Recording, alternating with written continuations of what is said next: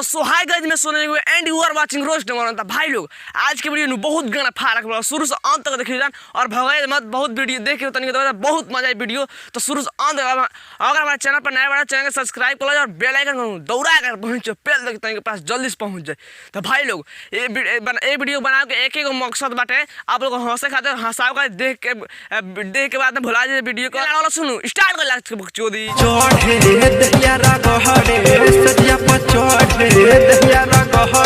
चढ़ है खूबे लोग। अरे भाई लोग इतना हार्ड हार्ड गाना गाओ तो तनिक शर्म नहीं लागत, कितना तनिक बेशरम मारे इतना हार्ड हार्ड गाना गाओ तो भौजी तरह देख अब चढ़ के तरह कोनो पेलत देखे नु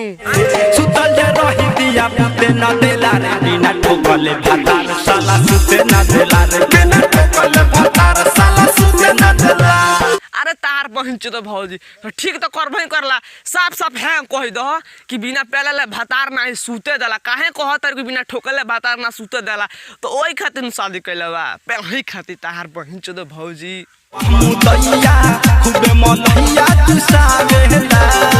चढ़ी पलंग पर सौसे है अलग पर करुआ तेल लगा हवेला।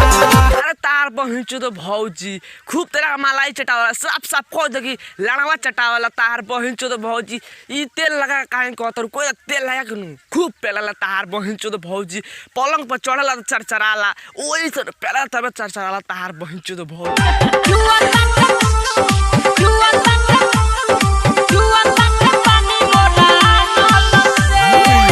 तार बहन तो भौजी एंगा तू मत ना करो एंग करबू तब नालवा हमार खड़ा हो जाई आ टंटना जी जेंगा तारा नल में से पानी चुवतनु ओ हमार नाल में से खून चुवला। ई तार बहन तो भौजी निकी जई हपिया हगिला तुम्हार के मनलन बतिया तू चली गइल झार के भूखता महीना हमारे कलते चल भौजी सोमार के चल गल का तार गाना फाटता चल गल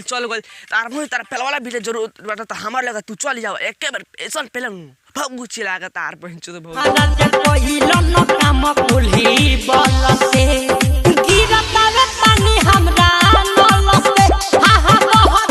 पानी हमरा नलते। शाबाश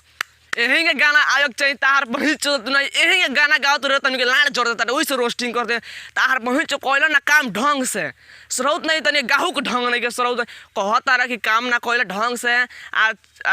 चुआ त पानी हमरा नल से। अरे तार बहन चो भौजी रोज रोज पेलवाई बुका नल में से पानी ना गिरी का लाड़ में से पानी गिरी तार बहन चो भौजी सीधा सीधा कह दो कि बुर में से पानी गिरता तार बहन चो बहुत सीधा सीधा कह दनु कि गाड़ी में से नु खून चोदा त काहे कहता कि गिरता नल से पानी तार बहन चो सीधा सीधा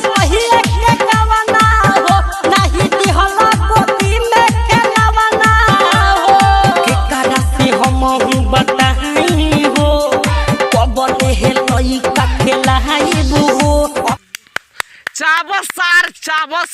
का गीत गला बड़ा सरौत है मैं कहता झाट नोच के अवार्ड दे दी तार बहन गोदी में ना दे रहा लड़के खिलाओ ना। अरे सरौत है अरे तार बहन चो भौजी एक बेर आओ हमारे से पहलवा लो अबे लड़का का तो तीन गो लड़का जिस तार बहन चो भौजी तारा खिलाओ खाती तार बहन चो ऐसा ऐसा गीत के बुत का हमार झाट ना जरी का लाड़ जरी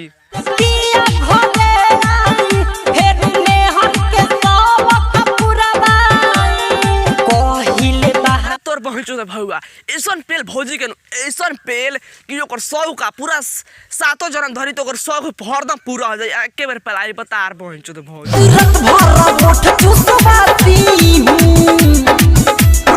अरे कहला भोजपुरी इंडस्ट्री ऐसन ऐसन गाना गाओ तो सुनू मन कहता अपन झटकिया नोच के दे निकल ना रे झाट और बहन चो तो ऐसन ऐसन गीत निकलता नु बाक तोर बहन चो सीधा सीधा कह दे कि रात भर बुर चटवाती हूँ और लाड़ में से खून निकलवाती हूँ तार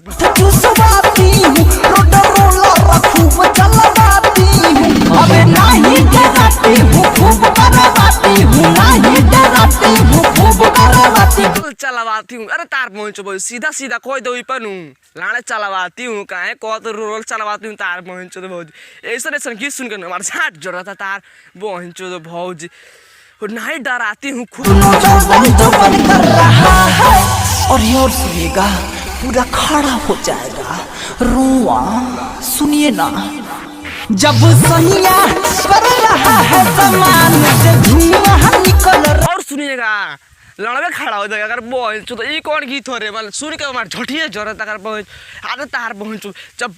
भतार कर रहा है तो भूसा नहीं कर रहा है का हम करम तो का झाट निकली तार बहन चो तो भौजी गाल कटवाती हूँ घोड़ी चटवाती हूँ जो मन पिघल रहा है और चुपचाप तार बहन चो ढोणी या गाना कहाँ चटवा अब मलाना चटवाला तार बहन चो भौजी एक बार चटवानू तो भगू चिल्लागा तार बहन चो भौजी